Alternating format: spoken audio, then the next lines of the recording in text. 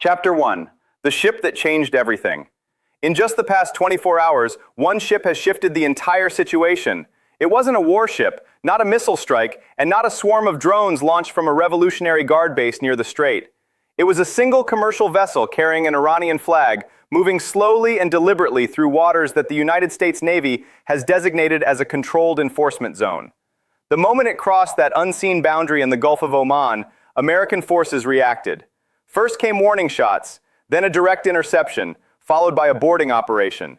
And in that instant, the ceasefire the world spent 6 weeks negotiating, the one Donald Trump presented with confidence and symbolism, effectively collapsed. This is Professor Jiang Insight, where power dynamics are broken down before headlines fully catch up. Stay tuned, because this story is evolving by the hour. Curious. What you need to understand is this: that ship was not there by accident. It wasn't a mistake by a struggling captain trying to navigate dangerous waters. Analysts who track ship movements, fuel records, and timing against political developments are already saying the same thing privately. The vessel was sent intentionally, at a precise moment, on a calculated route, with a clear objective. It wasn't about delivering cargo, it was about forcing the United States to respond. With Tuesday approaching, Iran needed to measure exactly how quickly and aggressively America would act. To truly grasp what just happened, you have to look beyond the surface. This isn't just an isolated maritime incident that will be filed away in a report. It appears to be a carefully designed test, an operation meant to gather data while appearing as a provocation. And in responding, the U.S. Navy, one of the most powerful maritime forces ever assembled, may have revealed exactly what Iran wanted to know. To see why this moment matters, you also need to understand what a blockade really is. Most people imagine warships lined up, blocking everything in their path. That's the cinematic version. In reality, enforcing control in the Gulf of Oman and near the Strait of Hormuz is far more complex and fragile. It depends heavily on what military planners call the assumption of compliance. In simple terms, the system works not just because of force, but because most ships choose not to challenge it. Chapter 2. How blockades really work. A blockade doesn't succeed because the U.S. Navy can physically stop every vessel at sea. It works because most ships decide not to test it. The threat of force is real and the firepower is overwhelming, but enforcement depends on a precise chain of actions: warnings, radio communication, interception procedures, and authorization for force. Every step must function perfectly every time for every vessel. If even one breach is mishandled, the consequences ripple outward. React too aggressively, and the ceasefire collapses. React too slowly, and credibility weakens. Ignore a violation, and deterrence fades. Iran understands this system very well, arguably better than many Western observers acknowledge. The Islamic Revolutionary Guard Corps Navy, which operates separately from Iran's traditional navy, has spent years refining what it calls a swarming doctrine. The goal isn't to defeat the U.S. Navy in a direct battle. Instead, the strategy is to create multiple simultaneous pressures, forcing American commanders into too many decisions at once. What happened in the Gulf of Oman is essentially a scaled-down version of that concept. Send one ship, observe everything, measure response time, analyze which weapons are used, watch communication patterns during boarding, track how long it takes to escalate from warning to interception. Even observe the language used, whether it's called a seizure or a detention, and whether ceasefire terms hold under stress. All of this becomes intelligence. All of it is valuable data. And now Iran has it. But the deeper concern lies ahead, specifically what happens on Tuesday. This is where the next 48 hours become critical. Weeks ago, after quiet negotiations involving intermediaries in Oman, Swiss diplomatic channels, and behind-the-scenes talks between energy executives and Iranian planners, a fragile ceasefire framework was announced. Trump presented it publicly as a step toward peace. Iran responded cautiously, with conditions, but still signaled agreement. The global reaction was immediate. Markets stabilized. Insurance costs for shipping dropped. Tankers began returning to routes they had previously avoided. Tuesday was meant to mark the first official meeting of a joint de-escalation group, not a final agreement, just the beginning of dialogue. That's how delicate the situation was. Now, however, a U.S. Navy boarding team stands on an Iranian vessel, while diplomats scramble across capitals trying to determine whether that meeting will even happen. And increasingly, analysts believe the decision may no longer rest with diplomats alone. Chapter 3. Internal power struggle in Iran. Another layer complicates the situation even further. The Iranian government is not a single unified voice. This is a critical point that is often underestimated in Western analysis. Within Iran, there are factions with very different priorities. Some, particularly economic planners and more pragmatic figures tied to earlier political networks, wanted Tuesday's talks to succeed. They understand the heavy cost of sanctions and the limits of prolonged confrontation. But there are also hardliners.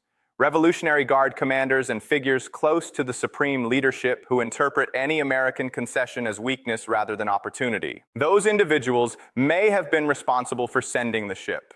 If that's the case, then the vessel in the Gulf of Oman may not have been authorized by the same people who agreed to the upcoming talks. This suggests an internal struggle, one happening within Iran's leadership, that could be just as dangerous as the external conflict at sea. The U.S. response has now strengthened the hardliners' narrative. They can frame the incident as American aggression, a violation of sovereignty, and a deliberate provocation ahead of negotiations. Whether that narrative is accurate is almost irrelevant. What matters is how it will be presented domestically. Iranian media will shape public perception, and those who supported diplomacy must now defend their position in a much harsher environment. And this is where the situation begins to deteriorate further. A blockade doesn't collapse all at once. It erodes gradually through a process known as enforcement degradation. Today marks the first step. A ship challenges the system and is seized. On the surface, enforcement appears strong, but globally, observers are watching closely. Shipping operators, tanker captains, and networks that operate in gray areas are all reassessing risk. Was this a one-time response? Can the U.S. realistically intercept every vessel? Will political and diplomatic costs eventually limit enforcement? These are the questions being calculated in real time. The reality is stark. In maritime conflicts, the side that can endure prolonged pressure often prevails. The United States has superior naval strength, but it also faces political constraints, diplomatic goals, and domestic considerations. Iran, already under heavy sanctions and economic strain, has fewer additional costs to bear. Each new vessel that tests the blockade weakens it slightly. Each seizure creates more political complications. And every moment of hesitation becomes a signal, interpreted by actors across the region as a measure of American resolve. Chapter 4. The Slow Bleed Strategy. Experts who study the Strait of Hormuz, through which about 20% of the world's oil supply passes, describe this dynamic as the slow bleed. It doesn't end with a dramatic explosion or a single decisive moment. Instead, it unfolds quietly. Enforcement zones shrink, shipping routes shift, insurance markets adjust, and over time, the United States risks losing something far more valuable than a single encounter: its credibility as a deterrent force. That credibility took decades to establish, but it can erode much faster, and signs of that pressure are already visible. There's also a technical side to this crisis that receives little attention but deeply concerns defense professionals. To understand where things might break down, you need to understand how enforcement actually works. When a U.S. Navy ship encounters a vessel violating the zone, the decision-making process is not left solely to the captain. It follows a structured chain governed by rules of engagement, authorized at specific command levels. And within that chain lies both the strength and the vulnerability of the entire system. A real-time communication chain links the boarding ship to the fleet commander, then to CENTCOM headquarters, the Pentagon, and in fast-developing situations, even up to the National Security Council. Each step in that chain adds time. And in a narrow waterway filled with fast-moving vessels and changing weather, time is the one resource that cannot be created on demand. According to multiple defense monitoring sources, the warning shots fired today came only after repeated radio calls that the Iranian vessel did not answer. The interception followed standard procedures, and the boarding was approved and carried out as expected. On paper, everything worked as designed. But intelligence assessments and the operational picture suggest something important. The response took slightly longer than official doctrine recommends. Not dramatically longer, but enough to be noticed. Enough that Iran now has precise data not only on how the U.S. responded, but how long it took between initial contact and decisive action. That delay, even if small, represents a measurable vulnerability. Now consider the scenario that concerns military planners the most. Instead of one vessel, imagine three moving at once, each at different points within the enforcement zone, all within a 6-hour window, all under different flags. One Iranian, one registered in Oman but linked to Iranian cargo, and one Panamanian with a mixed nationality crew. The U.S. Navy has the capability to handle all three, but the decision-making chains would overlap and compete. Commanders would be forced to prioritize. Each vessel would carry different political risks, and under that pressure, the system could begin to strain. In that kind of environment, the chances of something going wrong increase. A ship might not be intercepted in time. A warning shot could be misjudged. A boarding could escalate if resistance occurs. At that point, the narrative shifts completely. It stops being about enforcement and becomes about casualties and escalation. This is how the swarming doctrine translates into maritime strategy. And today's single ship incident may have been a preliminary test for exactly that kind of scenario. The truth is, the ceasefire was always more fragile than it appeared. It's important to understand this clearly. A ceasefire is not a peace treaty. It is not a binding agreement with deep guarantees. It is simply a mutual decision to avoid certain actions, sustained only by trust that both sides will continue to hold back. The moment that trust weakens, when one side suspects the other is only pretending to comply, the entire arrangement becomes superficial. On the surface, it may still look like peace. Beneath that surface, however, both sides remain fully engaged in strategic competition. Intelligence gathering continues, military positioning continues, controlled provocations continue, carefully kept below the threshold that would trigger a public collapse. The ship in the Gulf of Oman may have crossed that threshold, or at least come close enough that the question of where the line exists is now the central issue for the next 48 hours. Chapter 5. No good options left. At this point, the available choices for both sides are limited, and each comes with serious consequences. The first option is de-escalation. The United States could release the vessel, issue a diplomatic statement reinforcing its commitment to the ceasefire, and describe the incident as a misunderstanding. This is likely the path favored by diplomats who want Tuesday's meeting to proceed. On the surface, it seems reasonable. Release the ship, preserve the talks, and keep the framework intact. But releasing the vessel sends a signal. It tells every observer that enforcement can be reversed under political pressure. It introduces the idea that the blockade has a release mechanism, that decisions made at sea can be undone through diplomacy. That weakens deterrence. Future captains may calculate that even if they are seized, the outcome might only be temporary. A blockade that can be negotiated after the fact stops being a firm barrier and starts looking like a suggestion. The second option is to hold the vessel while still moving forward with diplomatic talks. This approach attempts to separate military enforcement from negotiations. In theory, it allows both tracks to continue independently. In practice, however, that separation is unlikely to hold. Iranian state media will focus heavily on the seizure, shaping the narrative ahead of any meeting. Negotiators will arrive under intense domestic pressure, and hardliners will argue that engaging in talks while a ship is detained is unacceptable. The meeting may still occur, but its chances of success would be severely reduced. The third option involves retaliation from Iran before Tuesday arrives. The Revolutionary Guard Navy has the capability to carry out calibrated actions, fast attack craft maneuvers, missile demonstrations, underwater drone activity, or disruptions like GPS interference in the Strait of Hormuz. These would not be full-scale attacks, but carefully measured signals designed to raise costs without crossing into open war. This would force the United States into a difficult position. Responding risks ending the ceasefire. Escalating could turn the region into an active conflict zone. Choosing not to respond, however, would validate the pressure tactics and encourage further challenges. The fourth option is international intervention. The United Nations Security Council could issue emergency statements, the European Union might activate diplomatic channels, and China could apply quiet pressure due to its reliance on Gulf energy supplies. This multilateral approach appears balanced and responsible, but it faces serious limitations. China's influence over Iran is constrained by its own strategic interests. Russia, depending on its position, may prefer to complicate American efforts. The European Union has economic leverage, but is weakened by internal divisions. Coordinating a fast, unified response across multiple global powers is extremely difficult, especially within a narrow 48-hour window. The fifth option is essentially to do nothing. Both sides downplay the incident and continue toward Tuesday while leaving the situation unresolved. The ship remains held, legal arguments begin, and the broader framework limps forward. On the surface, stability is maintained. In reality, nothing has been fixed. The same tensions remain, now amplified by fresh intelligence and recent confrontation. Experts recognize that this is not a true solution. It is simply a delay. And in high-tension environments like this, delay often increases the likelihood of a larger crisis rather than preventing it. The hard truth is that there are no clean options. This is not an exaggeration. It is the reality of a situation where two powers with conflicting goals are trying to operate within a framework that was always more symbolic than solid and is now being tested under real pressure.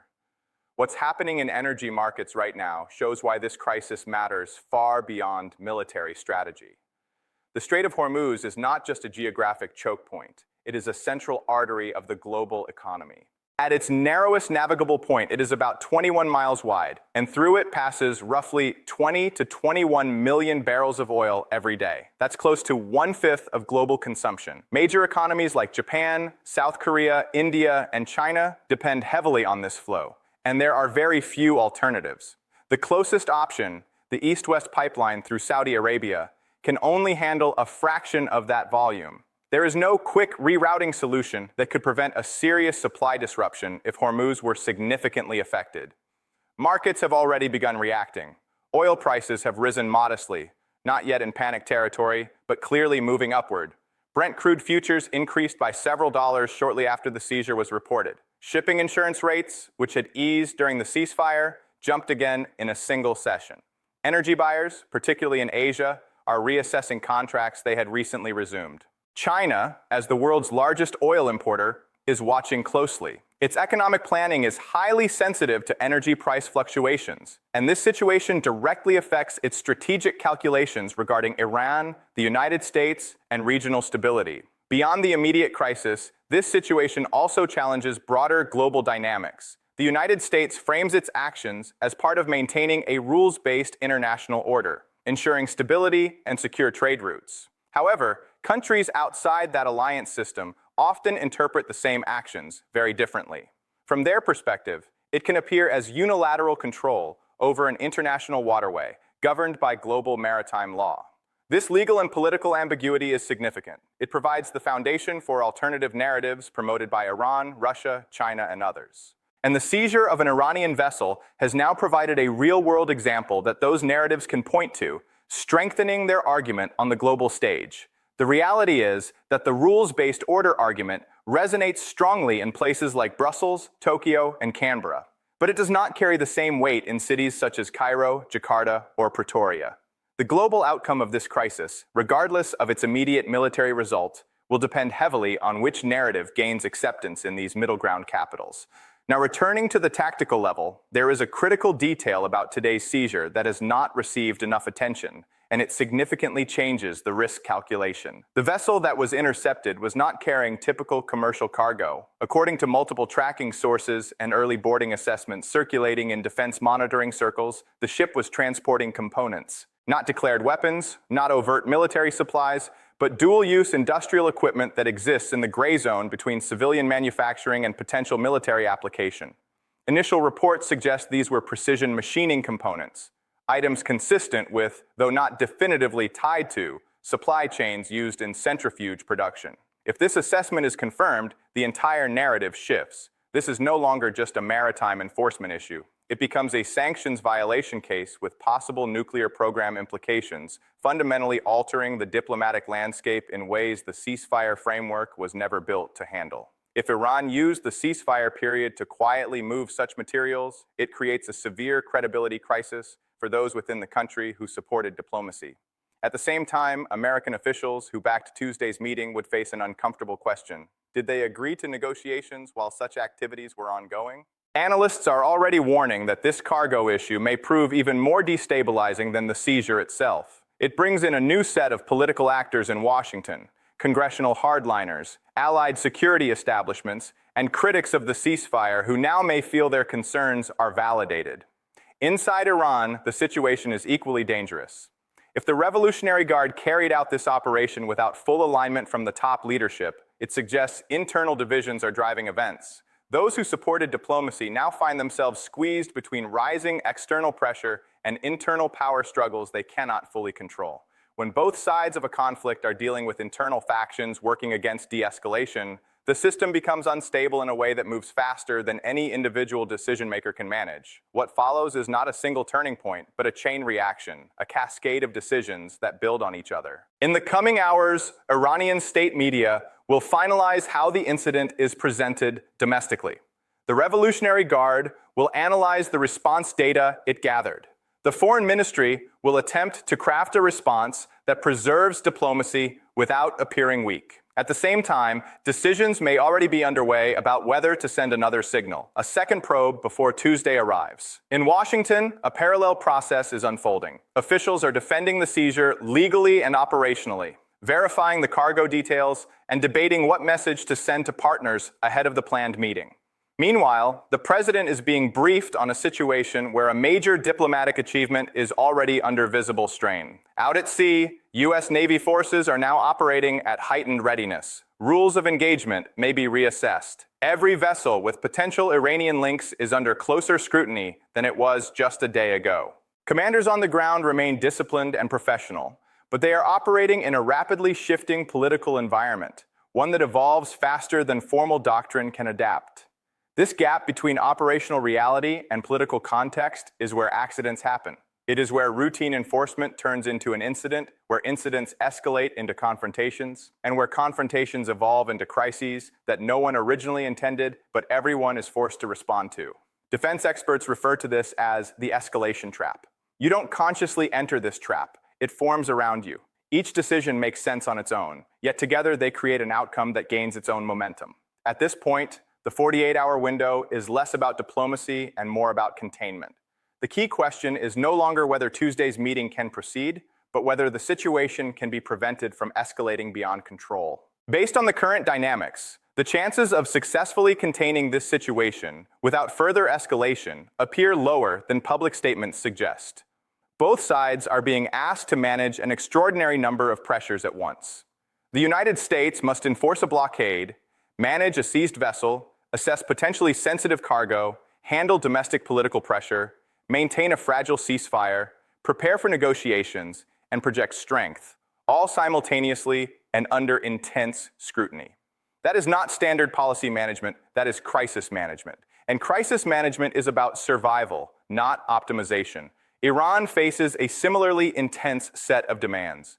It must respond to the seizure, manage internal divisions, contain hardliners, maintain diplomatic engagement, address public opinion, and avoid triggering further escalation, all within the same compressed time frame. Neither system is designed to handle this level of overlapping pressure indefinitely. When systems are pushed beyond their limits, they begin producing outcomes that were never planned.